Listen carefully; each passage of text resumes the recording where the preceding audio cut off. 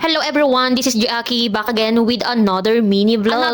Another series ng buhay na chichismis ko sa inyo. Hala hindi. Maging ngang araw na ito ang aming anniversary kaya naman napag-isipan talaga namin at napagplanuhan namin na magtagaytay. Kaya naman ito, wala nang patumpik-tumpik pa, 5:30 nga lang kami nga ay naggayak na. Ano, Tagaytay, tara. Kumalma lang muna kayo diyan dahil part 1 pa lang naman ito. Hala hindi. Na para bang gusto nyo na agad ikwento ko sa inyo buong mangyayari sa amin ngayong maghapong ito. Alam mo naman talaga ikasya ng 3 minutes. Tapos magrereklamo pa yan siya kapag mahaba pa yung video. Kaya naman ito nga, putol-putol ang aking gagawing vlog ngayon. Kaya naman ikaw, kung interesado ka sa buhay ko at sa buhay namin ni Aki, panoorin mo tong mga vlog ko. Hala hindi, ang OA na. Eri nga at ramdam ko na nga yung simoy ng hangin. Natatanaw na nga din namin dito yung view lake. Eri nga at bumaba nga kami ni Aki para nga makita yung pinaka-view ng lake. Maya nga din ay malis na nga din kami. 20 minutes na nga lang ibibiyahin namin. Nandun na nga din kami. Grabe, napakaganda talaga dito. Init ang panahon, pero ramdam mo yung simoy ng hangin ay malamig nga. Kapag nga kami nakakita ng magandang view, kami nga ay tumitigil para mabidyohan nga. Alam niyo ba, nakakaiba din ang daan dito. Meron pataas at meron din pababa. Kaya namin ito nga si Aki, sobrang ingat at baka nga pagkasalubong namin ng babae, may kasalubong kaming sasakyan. Dito nga napapaisip na kami ni Aki na parang ang sarap nga tumira dito. Kaya naman namnamin na namin yung 22 hours na pag-i-stay dito nga sa Tagaytay. Dahil napakabihira talaga namin pumunta dito. Ngayon lang kami nagpunta talaga dito. Nga at napatigil na naman kami ni Aki sa may tabi. Pero kagandahan nga dito ay napakasarap bumiyahe dahil nga kadalasan wala kang kasalubong na sasakyan. Ewan ko nga ba kung bakit nga ganun. Hindi ko nga lang wag nang ikat ang bawat video ng vlog na ito para makita nyo naman kung gaano kaganda ang Tagaytay. Hindi nga pwede dahil hanggang 3 minutes nga lang kayang ibunganga ng bunganga ko. Hindi nga, kumain nga muna kami ng tanghalian dahil hindi pa nga kami nag-uumagahan. Hindi nga sa mga oras na nga ito, talaga namang hindi na ako makausap ni Akin ng maayos. Dahil nga tumawag nga sa akin si Lian tsaka si Kuya na si Mama nga daw, dinala nila sa ospital. Uwi na nga din sana kami, kaya lang nakapag-book na nga kami ng hotel. Kaya naman di yan, talaga naman tuliro ng utak ko. Pwede lang talaga naming iripand yung binayad namin para makauwi lang kami. Sobra talaga yung pag-aalala ko dahil nga hindi ko alam kung ano nangyayari doon. Ang saya-saya pa namin kanina nung nasa biyahe kami. Pagdating ng Tagaytay, sakto naman silang nag-chat sa akin. Iyan nga, ipinaputol-putol ko muna kay Aki ang pagbablog. Sabi ko nga at ako nga ay naiiyak talaga kapag naaalala ko si nanay doon. Buti na lang talaga at nandun nga si Lian, tsaka si Kuya, tsaka si Ate. Mga bandang hapon nga, nakalabas na nga rin si nanay at naging okay na nga din siya. Sabi ko nga kay Aki, kapag si nanay nga nagtagal pa doon, talagang uuwi na tayo. Pero buti na lang talaga at naging okay na nga din si nanay at ayoko nga rin siya magstay doon. Thank you talaga kay Lord dahil hindi niya pinabayaanan si Mama. Grabe, habang bino-voice over ko tong vlog na to, talaga naman naiiyak ako. Kasi kapag magulang na natin yung nagkasakit. Na nga at magche-check-in na nga kami sa City Land. Kaya naman nagbayad na nga muna si Aki ng parking para nga makapag-park na kami sa loob. Hindi na nga kami bababa dahil bumili na nga kami kanina ng aming kakainin. Ulam lang naman ang binili namin dahil nga kami nga nagdala na ng bigas. Ito na nga at nakapasok na nga si Aki sa loob ng parking. Medyo syunga-syunga pa nga kami dyan dahil first time nga namin makapunta nga dito. Pagpasensyahan nyo na.